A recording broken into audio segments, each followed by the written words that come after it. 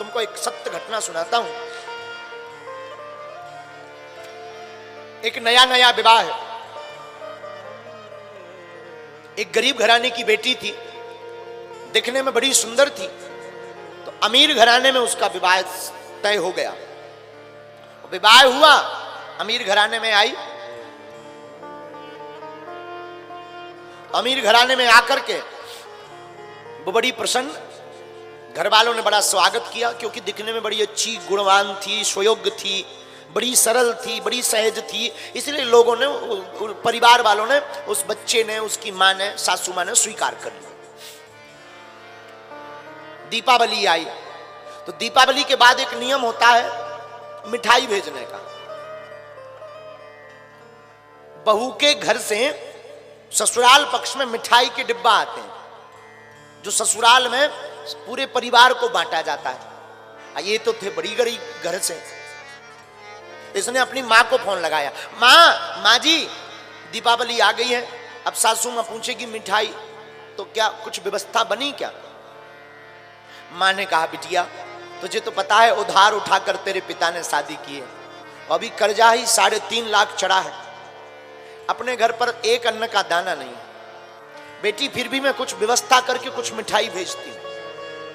शाम को मां ने दोबारा फोन लगाया, बिटिया 1000 रुपया की व्यवस्था हो गई है, मैं तेरे घर पर ना 5 किलो मिठाई भेजती। तो बेटी ने सोचा परिवार इतना बड़ा है, 5 किलो मिठाई अगर आएगी तो मेरी सासू मां ताना सुनाएगी, हंसी उड़ाएगी, देखो कितनी बड़ी ज्यादा मिठाई आ गई है, ना जाने क्या क्या कहेगी। तो उसने मां को फोन दोबारा लगा के कहा, मां एक काम करना, मत भेजना। क्यों?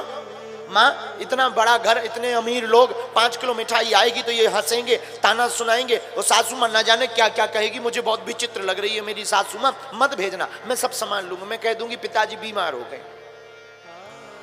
मां ने कहा, नहीं बेटी सगुन है, सगुन तो भेजना ही चाहिए ना, सगुन नहीं तो टूट जाएगा बेटा, नियम है। अब जो कहना होगा सो सुन लेना बेटा, सुन करके रहना चाहिए, तेरी मां भी तो है ना, वो तो सुन करके रहना। नहीं मां मैं नहीं, मैं बेइज्जती मत करवाना, मत भेजना। लेकिन मां ने 5 किलो मिठाई भेज दी। दूसरा दिन हुआ, सासू मां ने पूरे रिश्तेदारों को बुलाया, हमारे बहू के घर से मिठाई आई है, मिठाई आई है, आओ आओ। पड़ोसियों को बुलाया, परिवार को बुलाया, 100-150 लोगों को बुला दिया। अब तो बहू ऊपर बैठी बैठी माथा पटके कि हे भगवान, मिठाई आई नहीं, आई भी होगी तो 5 किलो आई होगी। पहले के जमाने में नाई मिठाई लेकर के नाऊ आता था, 5 किलो आई होगी।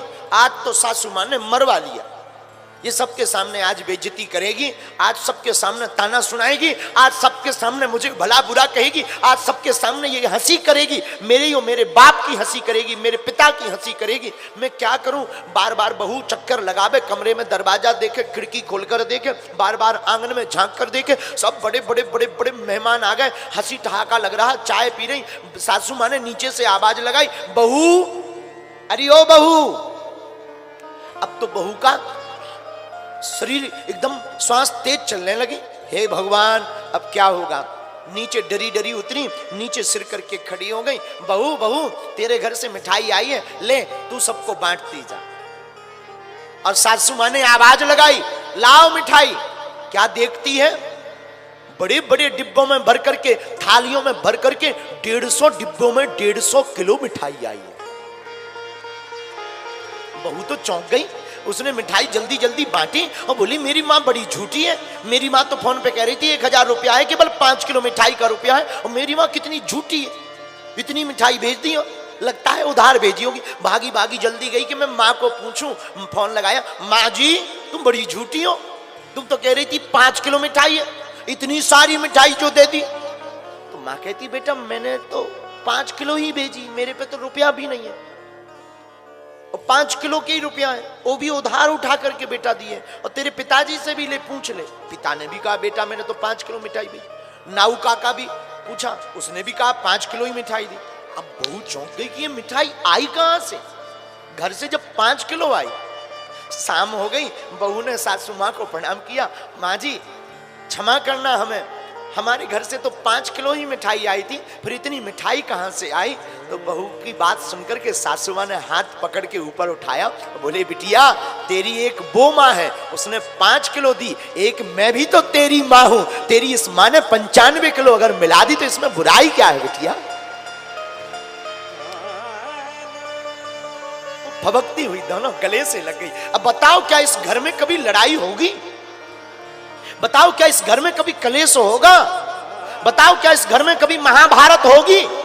बोलो, क्या इस घर में कभी 2 चूल्हे जलेंगे? क्या बताओ इस घर में कभी द्वंद्व होगा? बताओ क्या इस घर में कभी संपत्ति के नाम पर कलेश होगा? कभी नहीं होगा। हमारी बहू चाहती है कि जो सासू माँ मिले वो माँ बनकर के रहे, पर खुद बेटी बनकर नहीं रहना चाहती। पर जो सासू माँ है वो चाहती जो बहू मिले वो बेटी जैसी होवे, पर खुद माँ बनकर के नहीं रहना चाहती। अगर ये दोनों सुधर जाए ना तो आज हर घर की महाभारत बंद हो जाए, आज हर घर का कलेश बंद हो जाए, आज हर घर के चूल्हे अलग अलग बंद हो जाए, आज से ही पूरा परिवार संयुक्त और पुराना परिवार बन जाए। इसलिए हमारी प्रार्थना है सागर के लोगों, इस कथा की रतिया की बिटिया की कथा को सुनकर के हम आपको कहना चाहते हैं, ध्यान देना। भगवान सब संबंध निभाते हैं, लेकिन तुम भी अपने परिवार को एक बनाए रखने के लिए आपस में बैर मत भरो, आपस में शाम के समय क्षमा मांग करके एक दूसरे को क्षमा करके परिवार में रहना सीख जाओ। अगर तुम क्षमा मांगने लगो, बहू अगर सासू मां से माँ जी मुझे क्षमा करो, मुझसे भूल हो गई, दूसरे दिन जो भी होगा ना प्रातः काल नई सुबह होगी, नई ऊर्जा होगी। लेकिन यहाँ तो बड़ा उल्टा जमाना है, वो भी रसगुल्ला जैसा मुंह फुला, मैं बात ही नहीं करूंगी, मैं भी बात नहीं करूंगी। अरे इनकी तो छोड़ो, पति पत्नी में ही ऐसे मुंह फुलाए रहती, एक ही कमरे में रहती, एक साल बात नहीं होती, जैसे एक इंग्लैंड में रह रहा हो दूसरा भारत में, इतनी दूरी, घर में भी इतनी दूरी। और भगवान बचाए, एक बार चंगी लाल की और मुन्नी बाई की लड़ाई हो गई, दोनों बात ही ना करें। अब पति को कहीं जाना था बाहर, बात हो नहीं रही थी, तो पति ने चिट्ठी लिखी और पर्चे पर लिख करके टेबल पर रख दिया कि मुझे सुबह जल्दी मीटिंग में जरूरी जाना है, 6 बजे जगा देना। दूसरे दिन जब नींद खुली तो 8 बजे खुली। पति बड़ा नाराज, जो 4 चांटा लगा करके बोला मैंने तुझे कल चिट्ठी लिख करके कहा था ना कि मुझे जल्दी जगा देना, सुबह 6 बजे मुझे जाना है, मैं बात नहीं कर रहा था।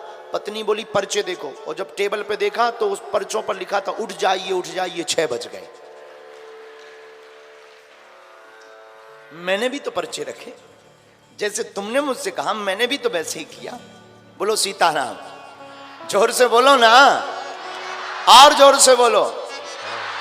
लेकिन एक बात बोले मेरे पागलो, तुम्हारा घर तो स्वर्ग बन ही जाएगा, लेकिन उस स्वर्ग में 4 चांद तब लगेंगे जब तुम्हारे घर में रोज सुबह शाम भगवान की भक्ति होने लगी।